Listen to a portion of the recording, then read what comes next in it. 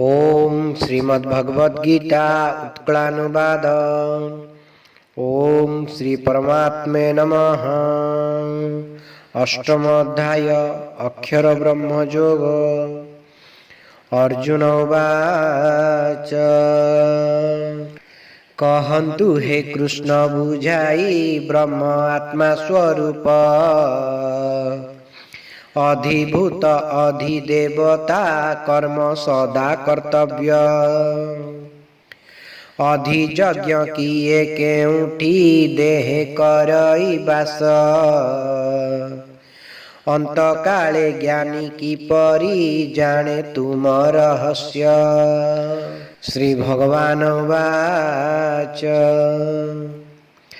नित्य परमात्मा ब्रह्म जे आत्मा स्वरूप तार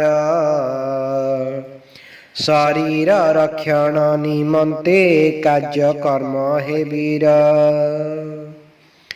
क्षयशील सर्व पदार्थ अधिभूत अर्जुन हिरण्य गर्भ से पुरुष अधिदेव जे जान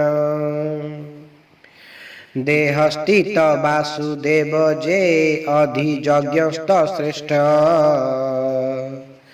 एहा जानी चिंता छाड़ जे पार्थ हे देहि श्रेष्ठ अंत काले मते स्मरीण त्याग कले शरीर संगे संगे पाप मोरूप एहा सत्य हे वीर मरण काल रे जे भाव मने आसे कुंतेय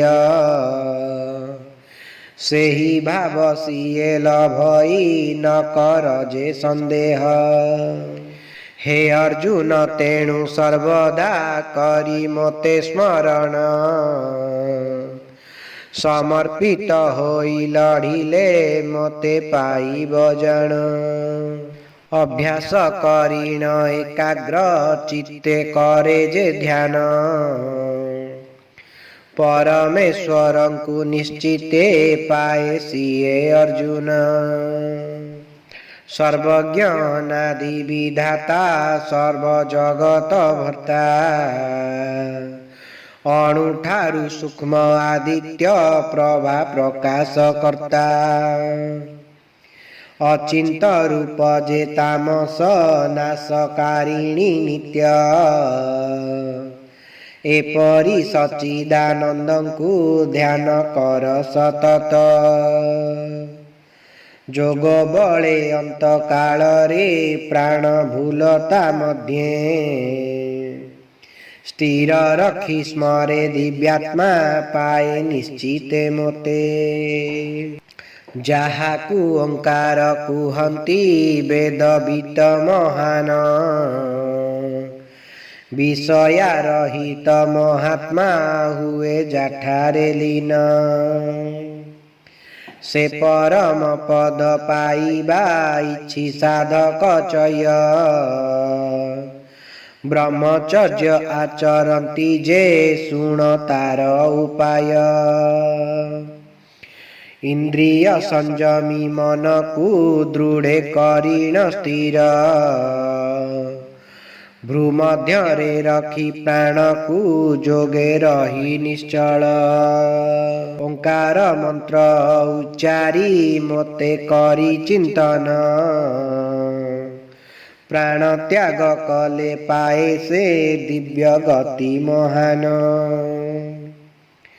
अन्य ठारे चित्त न देई मते स्मरी सतत जोग जुक्त हेले मिले जे हेले परम पद मते पाई सिद्ध महात्मा लभे परम गति ताहा फले दुख अनित्य जन्म पाए से मुक्ति ब्रह्मलोक आदि सकल लोकु फेरीण पार्थ जन्म पाए जीवन पाए मोते कले प्रापत सहस्र जुगरे ब्रह्मांक हुए गोटिए दिन ସେତିକିରେ ରାତ୍ରି ଯେ ଜାଣେ ସିଏ ତତ୍ତ୍ୱଜ୍ଞ ଜନ। ବ୍ରହ୍ମାଙ୍କ ଦିବସ ଆରମ୍ଭେ ଚରାଚର ଜଗତ, ଜାତ ହୋଇ ଧ୍ୱଂସ ପାଇ ରାତ୍ର ଆରମ୍ଭେ ପାର୍ଥ। ସର୍ବଭୂତ ଗଣ ଜନ୍ମିଣ ବ୍ରହ୍ମାଦୀନ ଆଗତେ, ପ୍ରକୃତି ବଶରେ ହୁଅନ୍ତି ଲୀନ ଗତାନୁଗତେ। ଏହାଠାରୁ ଅଛି ଅବ୍ୟକ୍ତ ସତ୍ତା ନିତ୍ୟ ଶାଶ୍ୱତ, ସର୍ବେ ନାଶ ହେଲେ ନ ହୋଇ ଯିଏ ରୁହେ ସତତ।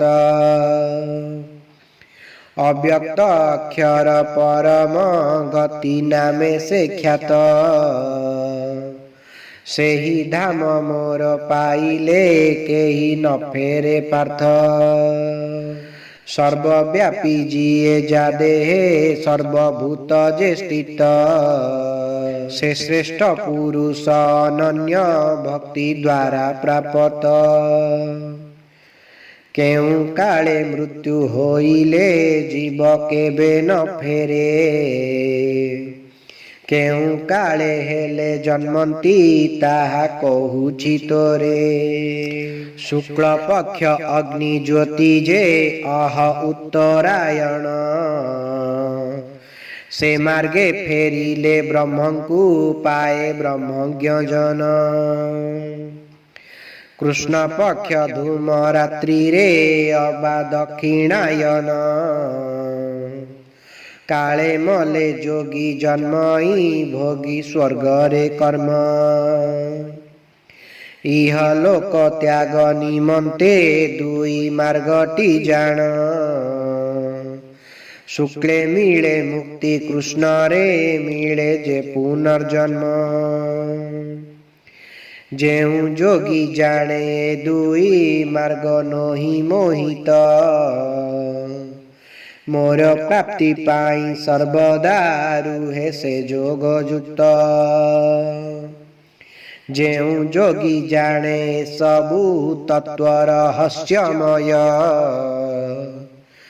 ବେଦ ପାଠ ଦାନ ତପସ୍ୟା ଯଜ୍ଞ ଫଳ ସମୂହ। ତୁଚ୍ଛ ଜ୍ଞାନ କରି ସହଜେ ପାଏ ପରମ ପଦ,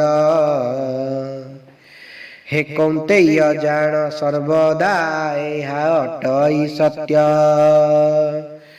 ଶ୍ରୀମଦ୍ ଗୀତା ଉତ୍କଳାନୁବାଦ ଅକ୍ଷର ବ୍ରହ୍ମଯୋଗ ନାମ ଅଷ୍ଟମ ଅଧ୍ୟାୟ ସମାପ୍ତ। ହରି ଓಂ ତତ୍ସତ୍ ହରି ଓಂ ତତ୍ସତ୍ ହରି ଓಂ ତତ୍ସତ୍।